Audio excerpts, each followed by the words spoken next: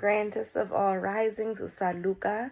It is a beautiful, beautiful rising. I'm here in Mama Tierra. Sorry, catching the baby monitor. Okay. I'm so excited. So welcome to the garden. I'm so blessed and honored to have you here. This is for my Balm and Borage baby loves. Excuse me. And this is going to be our month at a glance for the month of October. Okay? So the way this is going to go, I'm going to give you I'm going to pull a card, and this is going to be something to ground yourself in this month, okay? A theme, a central thought idea. Excuse me, see that throat chakra clearing itself right now. So this message can come through and be received fully, okay? So something to ground yourself in, a lesson that is going to come. This can be through a challenge. This can be through a triumph. This could be a sudden epiphany and revelation, okay? But this is a lesson that is going to come this month. And then you're going to receive a message from Bibi Atabe. As you know, Bibi Atabe is the higher self, is the spirit of Mother Earth, of Mama Tierra. She is who sustains all the things. As Earth goes through her growths and ascensions, it is in honor and reverence of Bibi Atabe, of her higher self, okay? Just as we honor our higher selves. Okay. So let's see what is ahead. Let's see what's in store of us for October.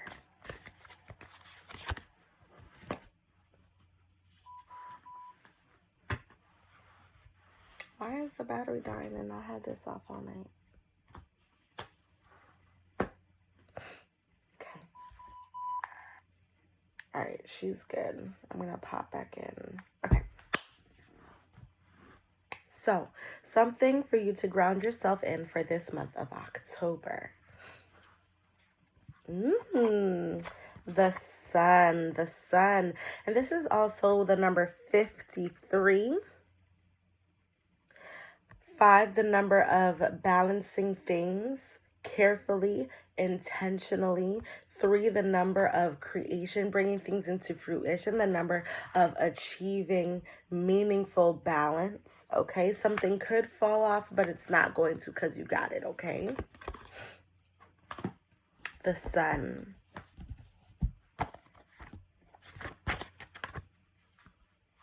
Now, depending on where you live, this might be a time of year where you're starting to see less of the sun, right? It's setting a little earlier. It's rising a little later. But that doesn't mean that its messages don't ring true. It doesn't mean that it doesn't come through strongly for us when it does show up, okay? The sun is acknowledged by many cultures as the foremost masculine force. In other traditions, it is seen as feminine in her full power. So duality, right? The balance of 5 and the balance of 3. This is all about reconciling things. So this month, we're going to need to find peace in some things. And that might just be inner serenity within ourselves. Either way is the most brilliant light for all beings and allows life to sprout from the dark feminine earth. It can be gentle and warming close to sunrise or sunset, fall or winter, or it can be destructive, as in its zenith during a scorching summer. Have you been hibernating? Have you been introspective? It is time to come out of your cave and savor the life-giving light of our star. So you've been in the cave, you've been in the shadows too long. This sun is you, and you get to decide whether you are a nurturing sun or whether it's time for you to scorch some shit and raise some things to the ground, okay? The sun rekindles your passion and your creative energy. Life is calling you to shine your light and add your lightness and humor to the seriousness around you. Get out and play. Have you been shining your light for too long? Remember that daylight is only one half of the day. The night must have her equal time. Balance all things in moderation. And she offers us her gifts as well. Be careful not to be blinded by your light or the light of others. Do not become enamored with yourself or worship others. Beware of your shadow. Now, when it says beware, it's be aware of your shadow. Revel in your midday glory, but do not be afraid of the waning of the light at dusk. Okay, as the sun, as the sun in this message, you are the light. So it is okay when things get dark because you are and you hold light. Okay. A lesson that is going to come to you this month: birthing of a new age, birthing new creations, and dreaming a new world into being. That's the nurturing aspect of the sun. That's this creative aspect of the sun. Okay, you are going to birth something that you were in hibernation. You were planning, you was plotting, you was putting things together, you were preparing, you were making room, and now is going to be the time for you to birth those things through you, to let those things come to and be in fruition and be fruitful.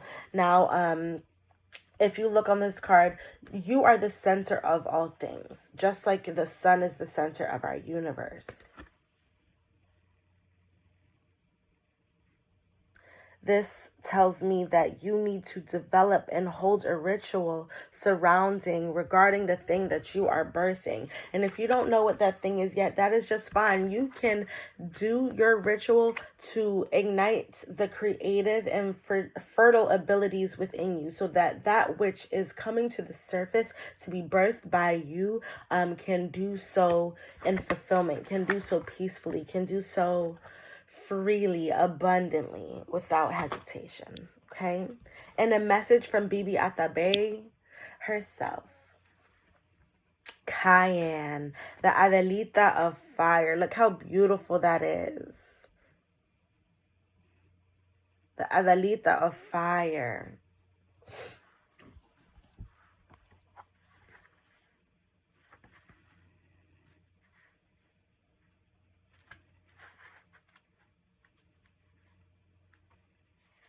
So the Adelitas are the warriors, okay? This is the drive. This is the strength that you're going to need to birth this new age, to birth these new creations within you.